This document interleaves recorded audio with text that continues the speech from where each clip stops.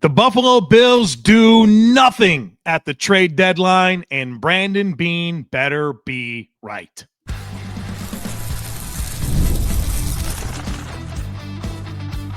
You are Locked On Bills, your daily Buffalo Bills podcast. Part of the Locked On Podcast Network, your team every day.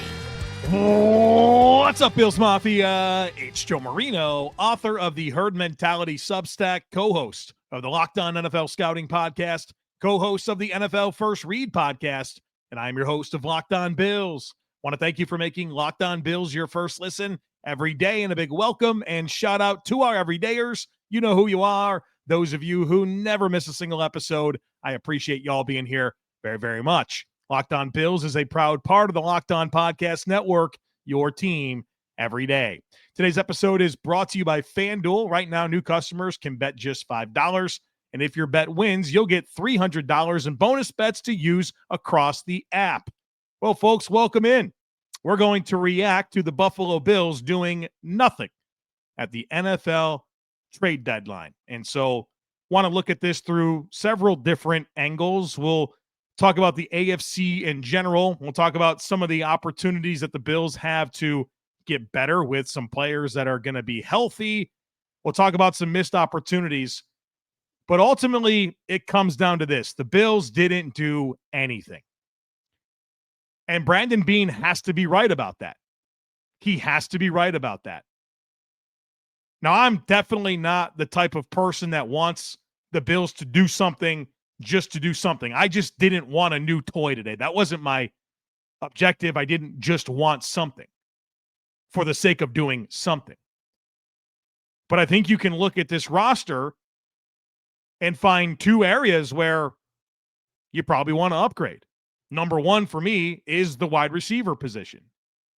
And then with your injuries at defensive end and defensive tackle, Michael Hoyt and Ed Oliver, significant injuries, I would have looked at some opportunities to upgrade there. And Brandon Beane didn't do anything.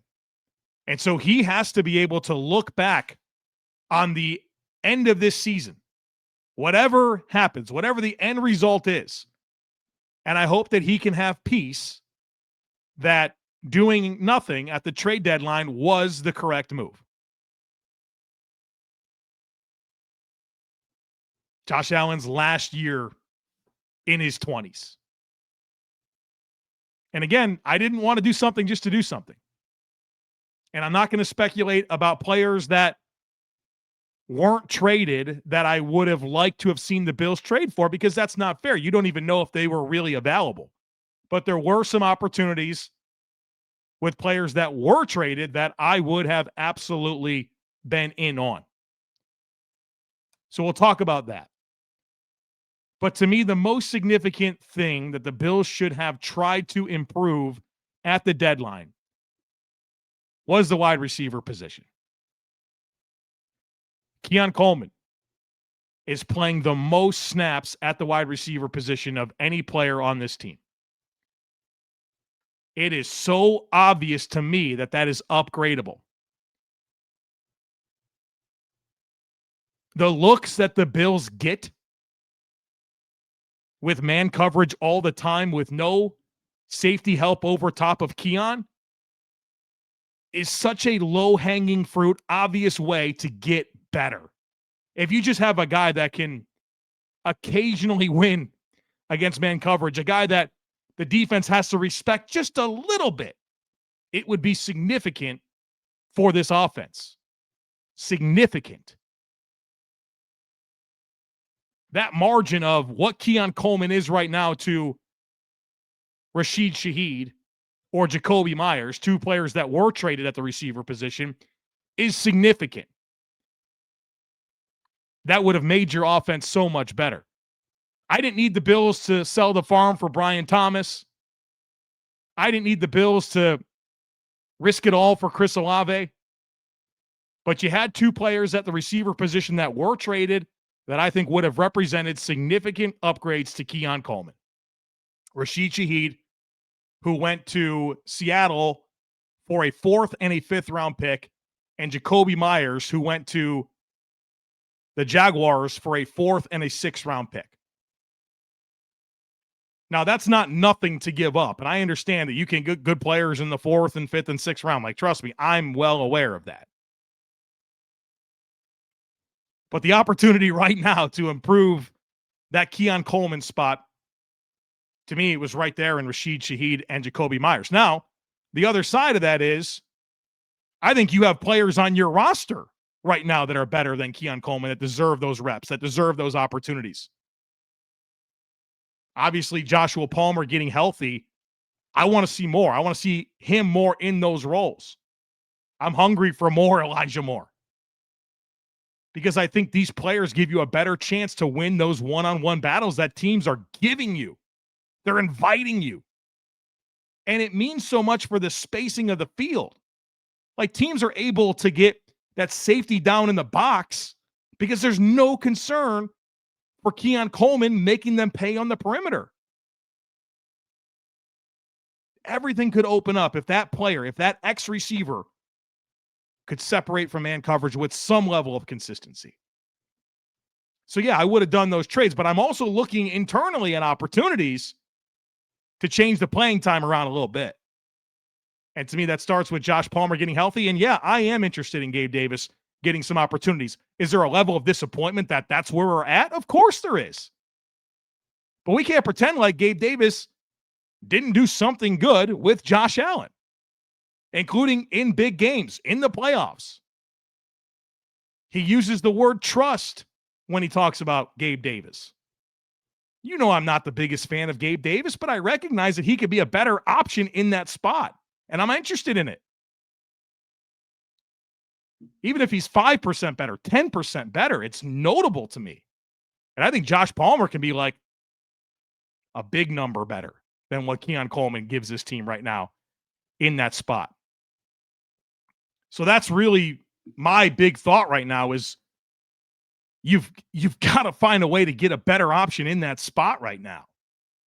I'm not saying the book on Keon Coleman is written, but right now is right now. And right now you're in a battle. You're in a race not only for your division, but for playoff seeding in an AFC where the Colts are currently the number 1 seed. I want that spot to be better. Josh Allen deserves that spot to be better. And so you didn't go make a trade for another player. All right. Let's see some changes based on what you have right now to upgrade that spot. And I'm hopeful to see that as Josh Palmer and Gabe Davis get healthy. And I want to see some of this shift in terms of playing time and targets. The other area that I thought the Bills could address would be defensive line, pass rush in particular. You lose that Oliver, you lose Michael Hoyt. And again, I'm not going to speculate about players that weren't traded that I would have liked. I could give you a list of those players, but we saw Dre'Mont Jones. Dre'Mont Jones was traded from the Titans to the Ravens for a conditional pick. So it's a 5th round pick that could be a 4th round pick.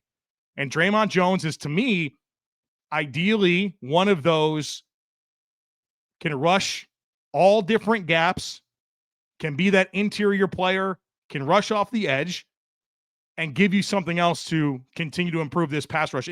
This feels like the best Bills pass rush we've seen in a while, maybe ever under Sean McDermott. And you don't have Hoyt and Oliver. I would have given up that 5th round that could be a 4 for Dre'Mont Jones, who I think would elevate your pass rush.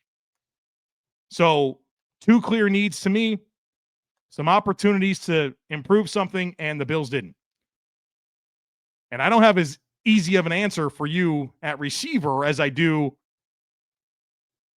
the defensive line spot. I mean, Javon Solomon, you hope that he gets it together. Maybe Landon Jackson. TJ Sanders is eventually going to come back. Maybe that's your formula there.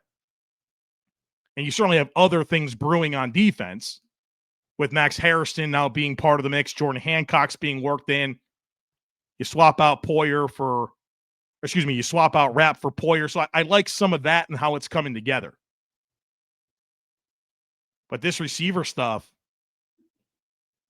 to me, it's pretty clear how you can upgrade this football team, this offense, by having a different option in this role that the Bills currently have Keon Coleman filling. So give me Josh Palmer, give me Gabe Davis, give me Elijah Moore. But we have to stop pretending like Keon Coleman right now is ready for the opportunity he's getting. So some opportunities to get better from within through reinforcements and getting healthy.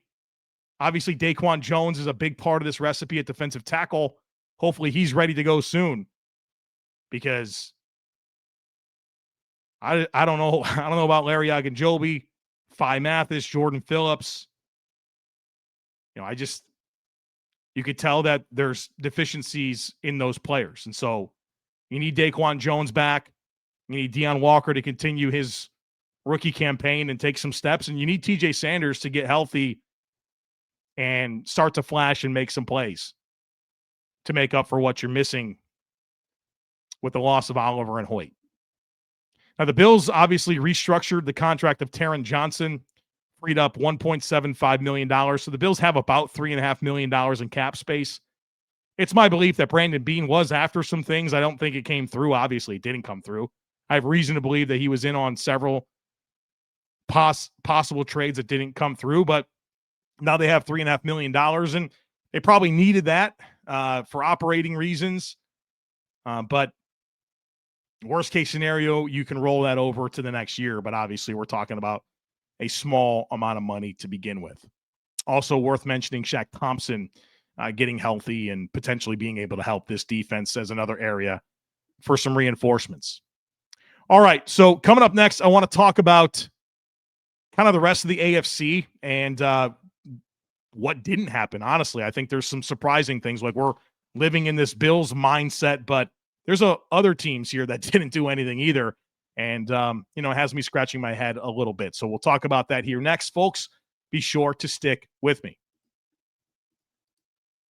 Nobody likes paying rent, but if you must, you might as well get something for it. That's where Built comes in. Built is changing the game by turning your rent payments into real rewards that you can actually use. When you pay rent through Built, you earn flexible points that can be redeemed towards hundreds of hotels and airlines, a future rent payment, your next Lyft ride, and so much more. But Built isn't just about rent, it's about rewarding you around your neighborhood. I love that with Built, your rent finally works for you. You're earning points every month on something you already have to pay. So turn your rent into rewards and start earning points around your neighborhood by going to joinbuilt.com/LockedOnNFL. That's JOINBILT.com/LockedOnNFL. Make sure to use our link so that they know we sent you. The NBA is back, and there's no better place to get in on the action than FanDuel, the official sports betting partner of the NBA. Even if you missed the start of the game or you want to ride the hot hand, FanDuel has live bets on everything from who's going to score next to fourth quarter comebacks. Plus, you can even combine your live bets into a same-game parlay for a shot at a bigger payout. It keeps every game exciting, especially when your team's making that late push. So check it out right now. FanDuel is giving new customers $300 in bonus bets when your first $5 bet wins. So head to FanDuel.com to sign up and play your game with FanDuel, the official sports betting partner of the NBA. All right, folks, kind of shared some thoughts already on the Bills not doing anything and how Brandon Beane needs to be right about that, and the missed opportunities and some of the internal opportunities to improve. Now, when I zoom out and I look at the rest of the AFC, I think I'm generally pretty surprised by what happened at the trade deadline. This conference is interesting. If I would have told you that entering week 10, the Bills, Ravens, Texans, and Chiefs would not be leading their division, and two of them would be in third place. Well, none of those teams really did anything either.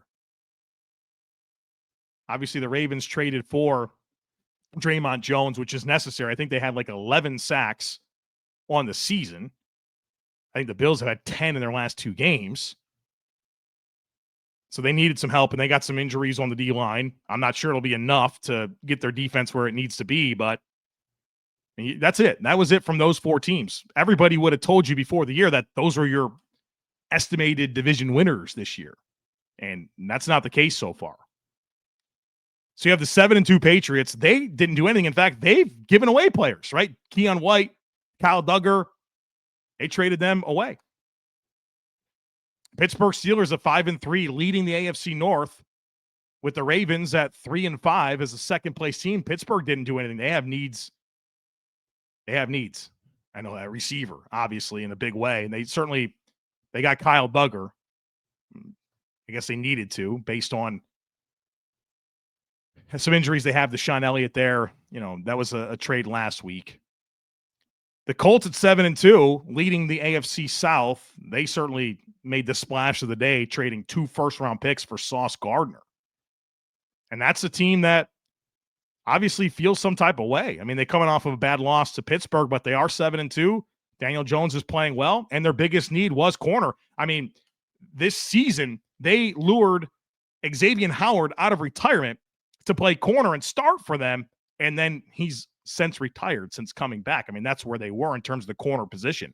Now they have him and Charvarius Ward. It looks like a good duo. The Colts certainly feeling something here. Houston doesn't do anything at 3-5.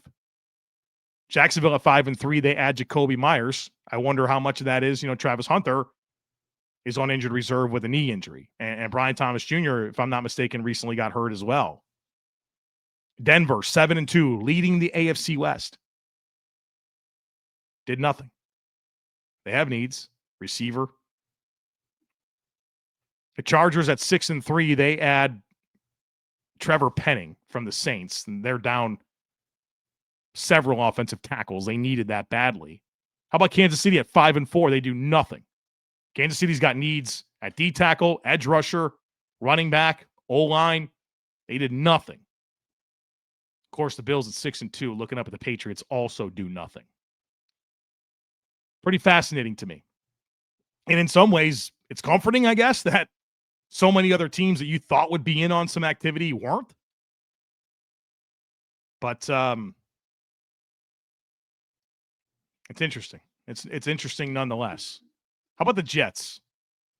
They kind of went nuts, right? They got all the draft picks in the world. They trade away Sauce Gardner and Quinn Williams. And boy, they have a lot of work to do. They got a ton of draft picks over the next 2 drafts, but they also don't have any good players. So they got a battle here to fill out that roster. And it makes you wonder, I mean, if you're going to trade away Quinn and Williams and Sauce Gardner, how don't you trade like Breece Hall? You have some linebackers. Like, what's the point of holding on to anything? If you're the Dolphins, you trade away Jalen Phillips, but you can't get a deal done for Bradley Chubb or Minkah Fitzpatrick or something like that. It's very surprising to me. Like, what's the point? Some of these teams that held on to players. Cincinnati, what's the point with Trey Hendrickson? Cleveland, what's the point with Malik Collins? Tennessee, what's the point with keeping Sebastian Joseph Day or Calvin Ridley or some of the safeties that they have? Like, some of these teams that were selling, like, why didn't you sell more? It's kind of fascinating to consider. Obviously, some blockbuster trades did happen. But an interesting day. Obviously, some big moves across the league, but relatively quiet. I mean, outside of the Colts getting Sauce Gardner, relatively quiet in the AFC. The Jags add Jacoby Myers. That's about it. Trevor Penning to the Chargers. So a lot of teams zoomed out, looked at what they had, and said, I guess we'll roll with it. And the Bills are one of those teams. And it goes back to what I said at the beginning. Brandon Beane better be right. Because there were trades that I would have been in on. And not that I would sit here and try to sell you on Jacoby Myers being the absolute difference maker that the Bills needed. And in fact, he's not even exactly the receiver I would prefer. But the bar being, can you be better than what the Bills are getting from Keon Coleman right now? Not a hard one to clear. It's not a hard one to clear. And obviously we can get big-brained and speculate, well, yeah, maybe the Bills should have been really aggressive and gotten a Chris Olave or Brian Thomas Jr. or whatever, Deebo Samuel. I don't know. That wouldn't have been that exciting to me. But there were trades that were done that I would have wanted to see the Bills get in on. And ultimately, I don't want this season to end and me to think, oh, man, they missed the opportunity because they didn't get a receiver or they didn't go after some additional defensive line help. Time will tell. But ultimately, and I guess, as always, Brandon Beane's got to be right. So there you have it. The trade deadline that produced nothing for the Buffalo Bills. All right, folks. Thanks for being here. As always, I kindly ask that you share, subscribe, rate, review. Have a great rest of your day. Go Bills. And I look forward to catching up with you again real soon.